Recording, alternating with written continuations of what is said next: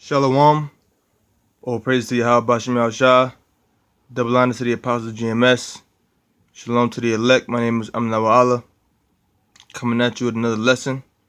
And basically what I want to get to in this lesson is it's gonna be like historical mysteries in the movie 12 Years a Slave. Okay. Basically it's the scene when that song Run Nigga Run is being sang on the plantation. I wanted to get a little into that. So first I'm gonna start off with this scripture right here in the book of Obadiah, chapter 1, verse 6. All right. It says, how are the things, Obadiah chapter 1, verse 6. How are the things of Esau searched out? How are his hidden things sought up? And Esau puts a lot of things in his movie, certain historical facts, and you got to search those things out. Those hidden things has to be sought up. And that's what we're gonna get into in this lesson here. So I first want to start off by playing this song right here. Okay.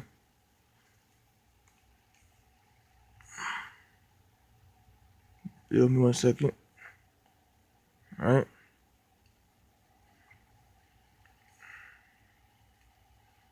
Just press play. Hello, folks. Raised in the South among the colored folk, and worked in the fields of toil with them all the days of my life. I will sing them good old Southern songs. So now I'm going to sing you a little of Run, Nigger, Run, the Patter-Old Catch You. Run, nigger, run, the patter-old get you. Run, nigger, run, almost day. Tell my mamma I go home, girl, listen for long.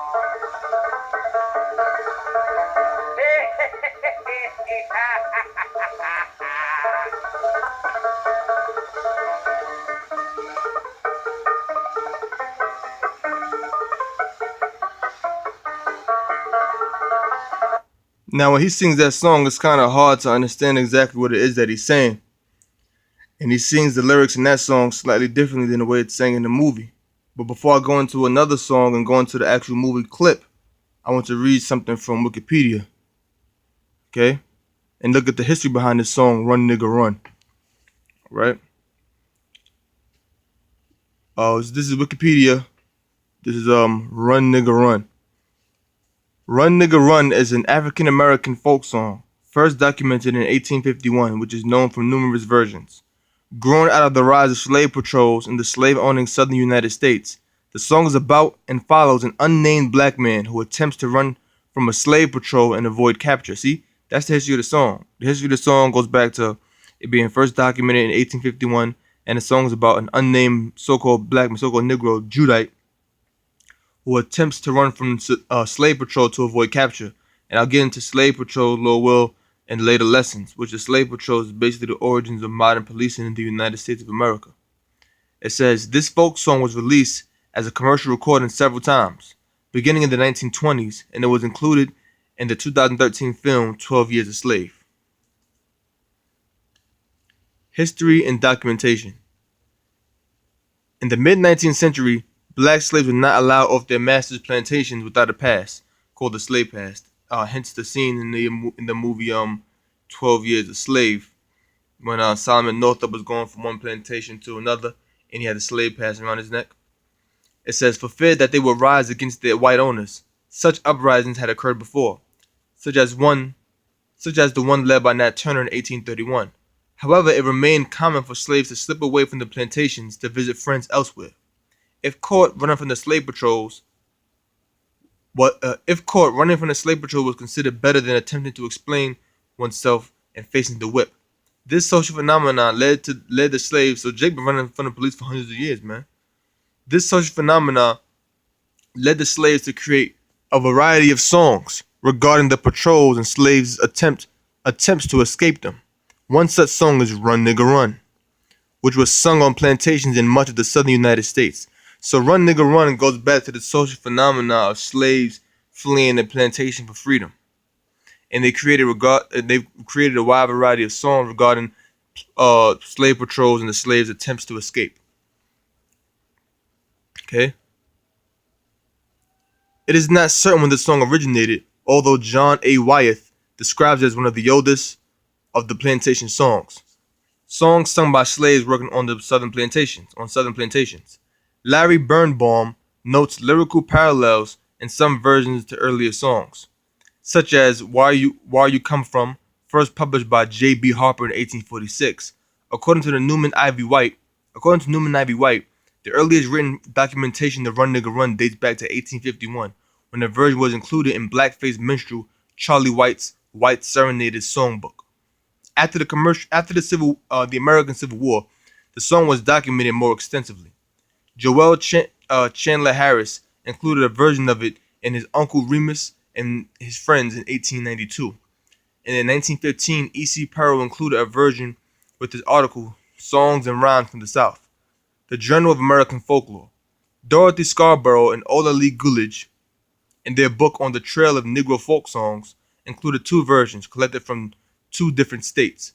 And in his book American Negro Folk Songs 1928, Newman White includes four different variations.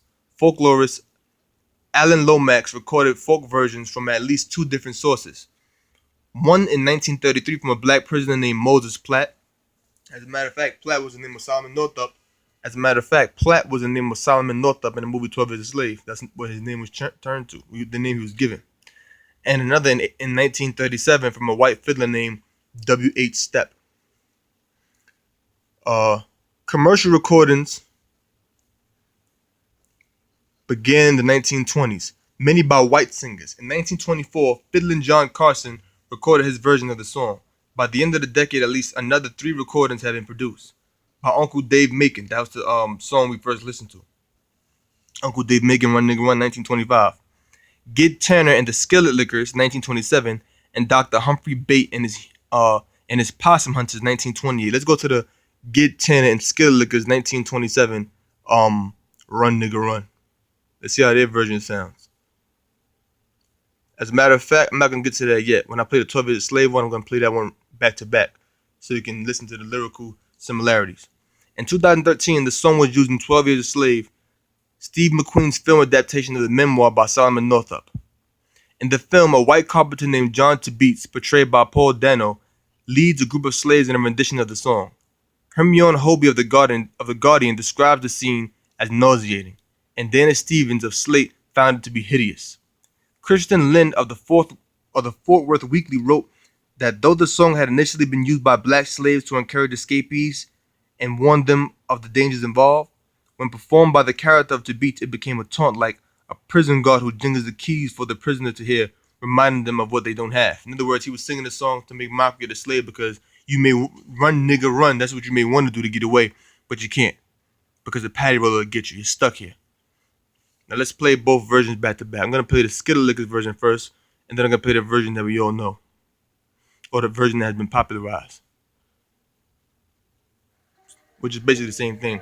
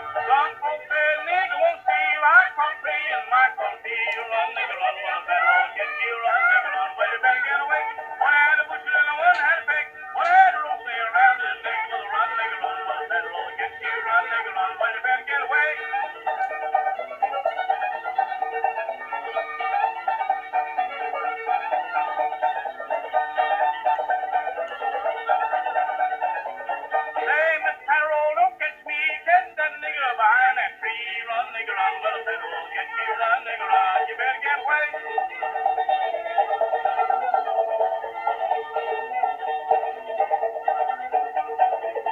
Nigger, run so fast, storm his head in the hornet's nest. Run, nigger, run, well, the federal will get you. Run, nigger, run, well, you better get away.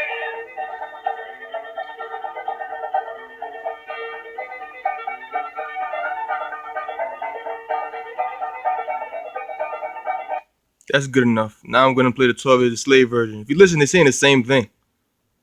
That shows you Esau put this. This proves that Esau puts historical facts in his movies. You know.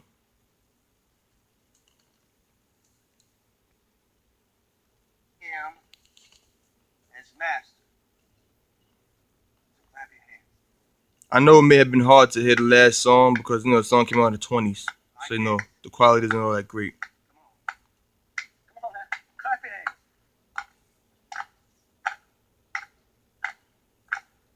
Nigger run, nigger flow, nigger tall, his shirt in two. Run, run, the patty roller get you. Run, nigger run, well you better get away. That's right, like you mean. Nigger run, run so fast, over his head in a hornet's nest. Run, run, the patty roller get you. Run, nigger run, well you better get away. They said the same thing in the last song. Run, nigga, run. The patty roller get you. Run, nigga, run. Well, you better get away. Some folks say a nigga don't steal. I caught 3 in my cornfield. One has a bushel and one has a pack. One has a rope. It was hung around his neck. Run, nigga, run. Fucking crackers. Get you. Run, nigga, run. Well, you better get away. Run, nigga, run. The patty roller get you. Run, nigga, run. Well, you better get away. Hey, Mr. Patty Roller, don't catch me. Catch that nigga behind that tree. Run, nigga, run. The Patty Roller catch you. Run, nigga, run. You better get away. Run, nigga, run. The Patty Roller catch you. Run, nigga, run. You better get away. Run, nigga, run. The Patty Roller catch you. Run, nigga, run. Well, you better get away. I am the God of Abraham. Fucking devils. You know? Now let's go back to this here. You see, it's the same thing. That shows you that they put these historical facts in movies, man. You used to know what the hell he doing, but you don't really put this. He won't teach you this in your history class. You know, you won't learn this in college. Contents and versions. Various versions of the song exist. The war focused on the usually unnamed black individual running away from or to avoid slave patrols, referred to as patty rollers or patty rollers in the song. The White Serenade is a songbook version is presented as a narrative with both sung and spoken parts. A slave known as Mr. Bones recounts the tale of his escape, interspersed with cries from the audience of "What, Mr. Bones?" In this version, the escapee is caught temporarily but escapes at great speed after he left my hill tied around the tree. See that? You know? And these are some of the lyrics on the side of the screen right here.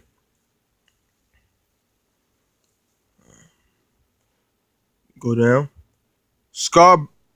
Scarborough and Gullidge record a later version as follows: "Run, nigga, run, the patty roller catch you. Run, nigga, run, it's almost day." That's the one. That's the first one we were listening to. See, look, he gonna say that. I'm gonna go back.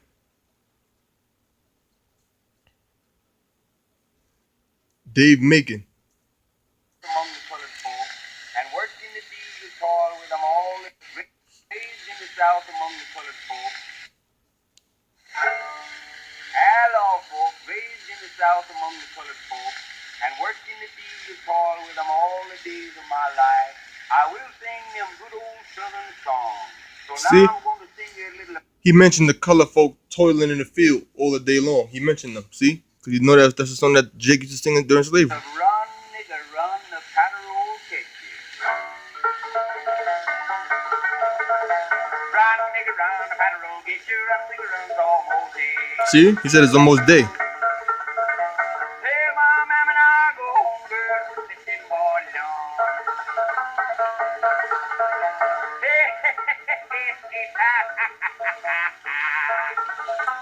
Fucking crackers are truly the devil. They took the song that Jake sang representing freedom and used it to make mockery of us. Continuing on, it says,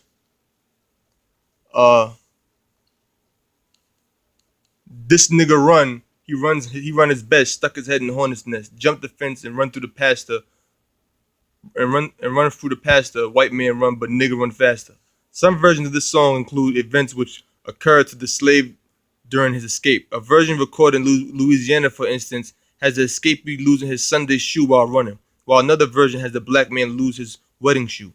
In other versions, the runner is described as tearing his shirt in half. Nigga tore his shirt in two, like he was saying before. Still others have the runner point out another slave, one who was hiding behind a tree. Don't catch me, catch that nigga behind that tree. Remember that part of the song? Still others have the runner point out another slave who was hiding behind a tree in the effort to distract his pursuer. In other words, a patty roll trying to catch that nigga. Oh shit, the nigga behind that tree. They're trying to distract the patty roller from catching the Negro that's trying to be free. E.C. Pearl records the following verses found in Virginia. As I was running through the field, a black stick caught me behind the hill. Run nigga run, the paddle with the catcher. Run nigga run, it's almost day. Run nigga run, I run my best. Run my head in the hornet's nest. Run nigga run. Last one I'm gonna read. It says themes. White finds parallels between Run Nigga Run and African American spiritual songs, in which themes of a hunted person running, seeking the place of safety and asylum were common. These themes, he writes, may be derived from the sermons of slave masters and campfire songs sung by groups of slaves.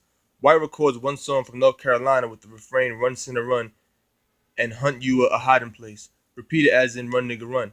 He likewise finds a psychological connection between this song and the spiritual, often called City of Refuge, which features the refrain they had to run, they had to run, they had to run to the city of refuge, they had to run.